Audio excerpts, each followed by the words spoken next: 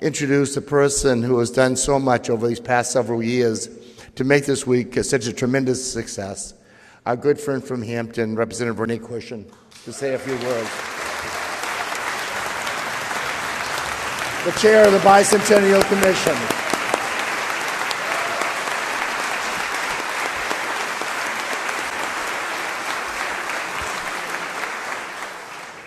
Thank you.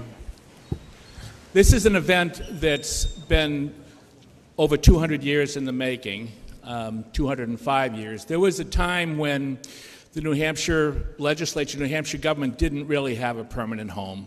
We bounced around from town to town.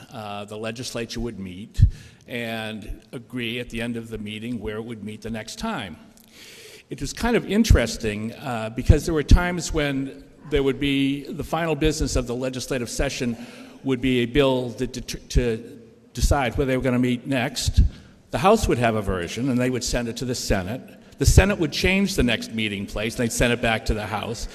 And it was just the beginning of conference committees that we still see today. But at some point, a decision was made that it might be a good idea to have a permanent location to house all of state government.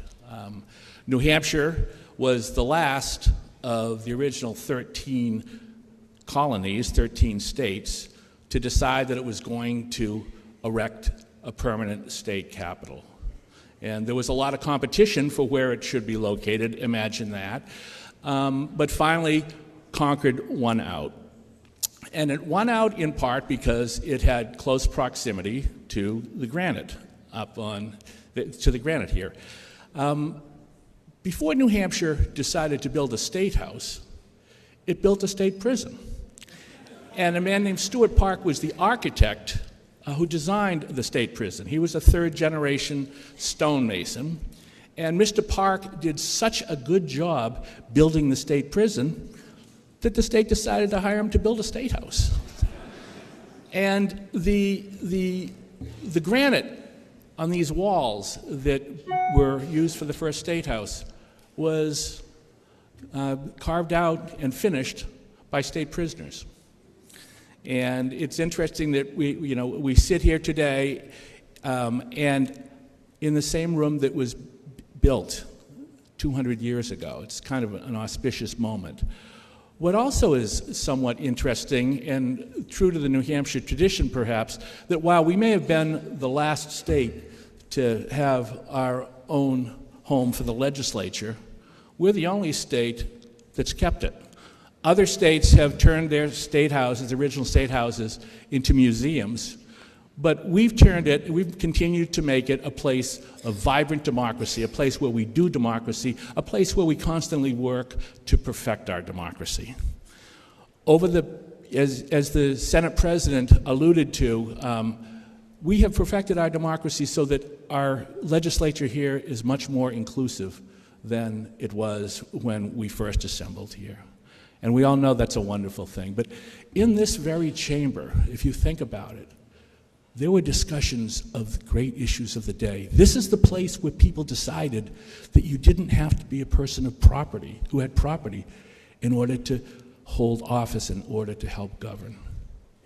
This is the chamber where we decided that no human being should be owned by another human being, that we put an end to slavery.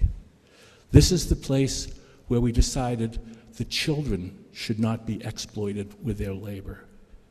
This is the place where we decided that maybe there should be limits on the number of hours a person could be forced to work.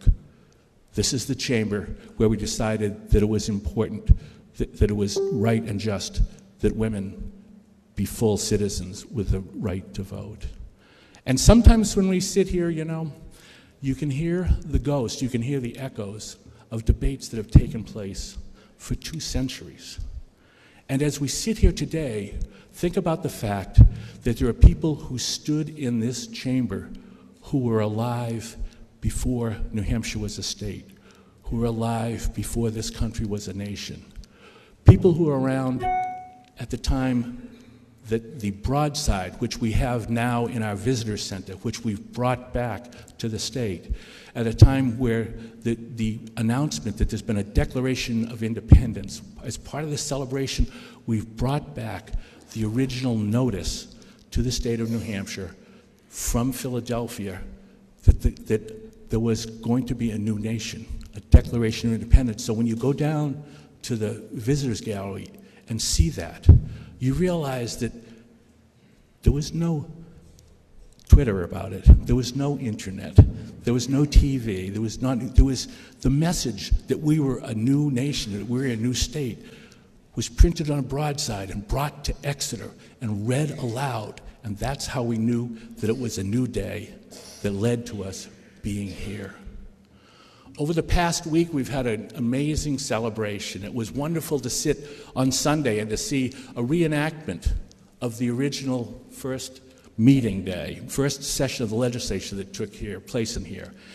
And you can tell the difference, what I think of as almost a moment of the New Hampshire advantage, when you saw the Secretary of State representing the executive branch, and the Speaker of the House, and the Dean of the Senate, and the Chief Justice of the Supreme Court gather out in front of the State House to cut a birthday cake for this building, and to watch as people assemble on the plaza to sing happy birthday to a building.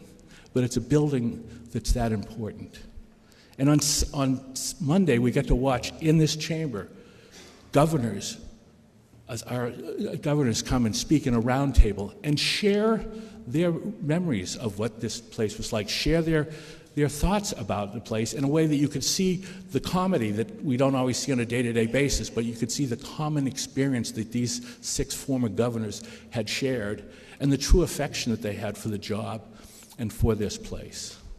And in the afternoon, we watched this really unique institution, our Executive Council, gather in the executive chambers, and councilors from years past came and reminisced. And to a one, they all understood, or they all recognized, that one of the reasons we have little corruption at all in this state is because we don't have one set of eyes, we have 5 set of eyes that look over every contract that's signed, that look over every appointment. And Tuesday morning, we sat here, and it was a homecoming for our Supreme Court. Now, from 1872 to 1895, the Supreme Court was on the other side of that wall, and they heard arguments. And this was at a time when, this was the home to all 3 branches. They moved on, but as part of the Bicentennial celebration in January, our Supreme Court was welcomed back to do an argument in the newly refurbished Senate chambers. And that was pretty amazing. But something really historic happened, that the Speaker, for the first time, invited into this chamber our Supreme Court to hear a real oral argument. And as they came here, I know for people who were assembled and watched that argument of the Supreme Court on that particular case, it turned upon what was the legislative intent. And for some of that, as we make laws, we realize sometimes there was absolutely no one had an idea what the intent of the legislature was as they were doing their job of trying to parse a particular case. And I think it brought home to all of us the interconnectedness between what we do here in making laws and how the courts interpret them. And it was just a nice time to have our court back here together. And on Tuesday afternoon, we had a really interesting event because it was the press homecoming. And we know that this is the seat of government for 200 years. But for 200 years, this has also been the place where the press has been present to report back to the citizens of this state of the activities that go on here. And although we sometimes may not be real pleased with the press doing its reporting, the reality is that the transparency and the accountability that the press brings to this chamber, to this building, and spreads outward is key to safeguarding our democracy. And it was great to ask the press to come, and in kind of a funny little turn of events, the press got to sit in these seats, which they never do. And they would come up and they would share stories with them. And as I spoke to a member of the press who came up here, all of a sudden they're going like, oh, it's pretty scary to talk over here. So it may be easy to sit in the back and record what we're doing, but it's difficult sometimes for us to get here, to stand up and help make our democracy work. And yesterday, of course, we had a celebration of our cultural heritage during the day. It was on the State House lawn. And one of the things that I really appreciated that moved me so much was at the opening ceremony, there was a recitation of a prayer and a welcome, a traditional prayer from the Kawasak Indians. Before this was a state capital for New Hampshire, this was a capital for the people who lived here before the arrival of the Europeans. And so yesterday, for the first time, as they said, in a couple hundred years, they were invited, our native peoples were invited to offer a prayer as a symbol kind of our unity and inclusion on the steps of the New Hampshire State House. And then yesterday afternoon, there was we heard a lot about kind of tributes to the past. Yesterday afternoon was a presentation of the recognition for the award winners of the State House Bicentennial Multimedia Contest. And what was remarkable is to be in the Executive Council Hall. And for the past 3 years, we've sponsored this contest. Many of you have seen it for all school children in the state to try to encourage their participation in our civic realm. And the winners were just writing about what it was or creating projects around the theme of what the State House is and the importance of it. And there was something about being assembled in the council chambers as these awards were being presented to the future. Because assembled there were the future people who will be sitting in this room, who will be occupying this place, who will help to continue as we do democracy, as we try to lead into the future. And today, of course, it's our homecoming. And the fact that we're the largest, that the House and the General Court, that we're the largest legislative body in the English-speaking world, or third largest, the fact that we make $100, well, the Speaker and Senate President make an extra $25 a year. But the fact that we're well remunerated is in part, kind of a little bit of the quirkiness that we have. But I think it helps all of us. I can't think of anybody who would say to themselves that their presence here really doesn't matter. Because every day we do the people's work.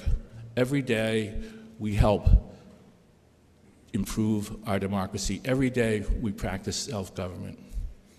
And I just want to thank you everyone for participating in this. Thanks to all the members of the commission who've worked over the past 5 years to make this celebration. As we look forward to having a picnic and having a lunch together, as we sit in this room, I'm confident that 200 years from now, in this room, people will assemble in their state capital to do democracy, to perfect our democracy.